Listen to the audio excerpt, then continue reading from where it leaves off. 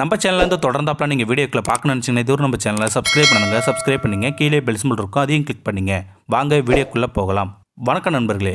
ஆண்களாக இருந்தாலும் சரி, பெண்களாக இருந்தாலும் சரி, முக்கியமாக பெண்கள் தான் வெளியே போகும்பொழுது பாதுகாப்பாக போயிட்டு வரணுங்கிறது எல்லாத்தோட கவனம் கூட. அப்படி வெளியே போகும்போது நம்ம அப்பா அம்மா கூட போவோம், தாத்தா பாட்டி கூட போவோம், அண்ணன் தம்பி கூட போவோம், ஃப்ரெண்ட்ஸுங்க கூட போவோம். அப்போ போகும்பொழுது ஒரு சில சம்பவங்கள் நடக்கும். அதை நம்ம மனசுக்கு ரொம்ப பாதிக்கக்கூடிய சம்பவமாக இருக்கும். அப்படி தான் இங்கே ஒரு சம்பவம் நடக்குது இந்த துணி கடையில். முக்கியமாக பெண்கள் இந்த வீடியோவை ஸ்கிப் பண்ணாமல் பாருங்கள், அப்போ தான் உங்களுக்கு புரியும். சரி, இப்போ வாங்க நம்ம வீடியோக்குள்ளே போகலாம். மிகவும் பரபரப்பான சாலை பகுதி, எந்நேரமும் கூட்ட நெரிசல் மிகுந்த சாலை என்பதால் சலசலப்பு சத்தமும் கேட்டுக்கொண்டே இருக்கும்.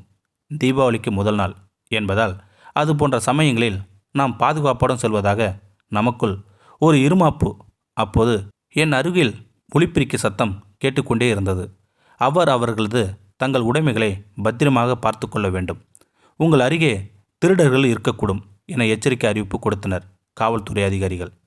அதையும் மீறி பயங்கர தள்ளுமுள்ளுக்கிடையே மக்கள் கூட்டம் அலைமோதியது. அந்த பிரபலமான ஜவுளி கடை முன்பு நான் அப்போது பேண்ட் மற்றும் லெகின்ஸ் பார்த்து கொண்டிருந்தேன். எனக்கு சுமார் 20 வயது இருக்கும் நிரம்பிய பெண் நான்.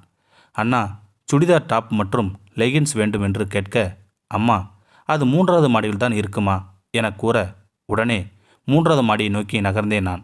ஆனால் அங்குதான் எனக்கு எதிராக தீட்டிய சதி திட்டத்தில் சிக்கப் போகிறேன் என்று தெரியாமல் சுடிதார் டாப் மற்றும் லெகின்ஸ் வேண்டும் என்று கூறினேன். அண்ணா, போன வாரம் வந்தப்போ அளவு தப்பாக கொடுத்துட்டீங்க அண்ணா என கூற, சரிம்மா, நான் உனக்கு தகுந்தமாறு தருகிறேன், நீ போய் அந்த அறையில் சென்று போட்டு பார்த்துவிட்டு வந்து எடுத்துக்கோமா என்றார் ஜவுளி கடையில் வேலை செய்யும் வேலைக்காரன். தனக்கு பிடித்த 4-5 ட்ரெஸ் செலக்ட் பண்ணிவிட்டு அறையை நோக்கி என் கால்கள் நடந்தது. சிறிது நேரத்தில் நான் கதவை சாத்தி கொண்டேன். அறை முழுவதும் கண்ணாடிகள். நான் தன் மேல் அணிந்திருந்த புடவையை அவிழ்த்தேன். கொஞ்ச நேரம் தனது அழகிய கண்ணாடியில் ரசித்து கொண்டே இருந்தேன். ஒவ்வொரு சுடிதார் டாப்பும் மற்றும் லெகின்ஸ் பேண்டும் பார்த்தேன். திரும்பவும் தன் புடவையை உடுத்தி கொண்டேன் நான். அதுவரைக்கும் எனக்கு அந்த காட்சிகள் தான் 3வது கண் பார்வையில் இருக்கின்றது என்று தெரியவில்லை. இப்படி பல பெண்கள் சோதனையில் சிக்கியுள்ளது எனக்கு அப்போதும் தெரியவில்லை. இது அனைத்தும் முதலாளியின் டேபிள் கம்ப்யூட்டரில் ஓடியது. குழு ஏசி அறையிலிருந்து பார்த்து கொண்டிருந்தான் அந்த கயவன். அப்போதுதான் அந்த பெண்ணிடம் முதலாளி 2000க்கு மேல் ஜவுளி எடுக்க அனைவருக்கும் குழுக்கள் முறையில் தேர்வு செய்து பரிசு வழங்கப்படும் என்று கூறினார் அந்த வேலைக்காரன். அதனை நம்பி நானும் தனது தொலைபேசி நம்பரை அவரிடம் கூறினேன். மறுநாள் எனக்கு இரவு ஒரு குறுஞ்செய்தி வந்தது. அந்த குறுஞ்செய்தியை பார்த்தேன். அதில் 10 நிமிடம் ஓடக்கூடிய படம்.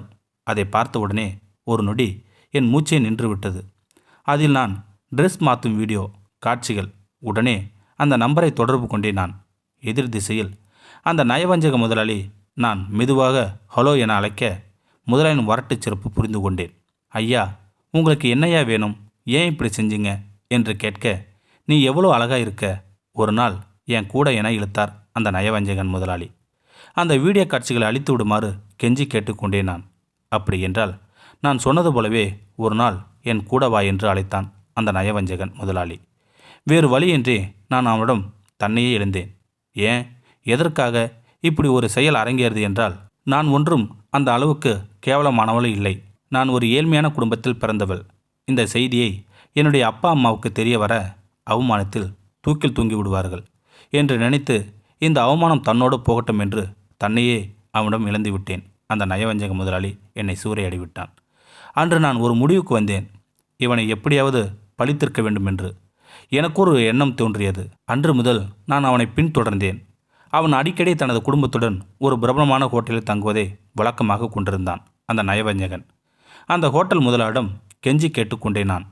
தனக்கு ஏதாவது ஒரு வேலை தரும்படி அந்த முதலாளியும் என் மீது கருணை கொண்டு ரூம் கிளீனராக வேலைக்கு அமர்த்தினார். பிறகு அவன் தங்கும் அறையின் பாத்ரூமில் ரகசிய கேமரா பொருத்தினேன் நான்.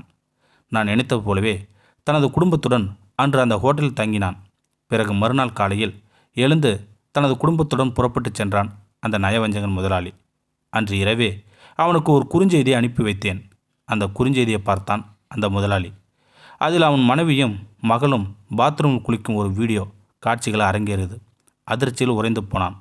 என் நம்பரை தொடர்பு கொண்டான் அந்த நயவஞ்சகன் முதலாளி. நான் மெதுவாக எனது ஃபோனை எடுத்து அவனைப் போலவே வரட்டு சிரிப்பு சிரித்தேன் நான். பிறகு நான் மெதுவாக சொன்னேன், நாளை காலையில் இன்டர்நெட் முழுவதும் இந்த காட்சிகள் பரவும் என கூறியபடியே நான் எனது கைபேசியை துண்டித்து விட்டேன். அந்த நயவஞ்சகன் முதலாளி எத்தனை பேர் வாழ்க்கையில் நான் விளையாடியிருப்பேன், இன்று எனக்கே இந்த நிலை என்று கூறியபடியே அவன் தன் அரைக்கதவை பூட்டிக் கொண்டான். அந்த நயவஞ்சகன் முதலாளி மறுநாள் காலையில் அவன் வீட்டில் அலறும் சத்தம்.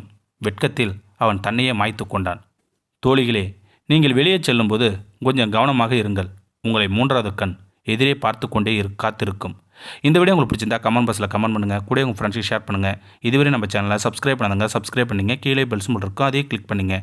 தேங்க்யூ ஃபார் வாட்சிங்.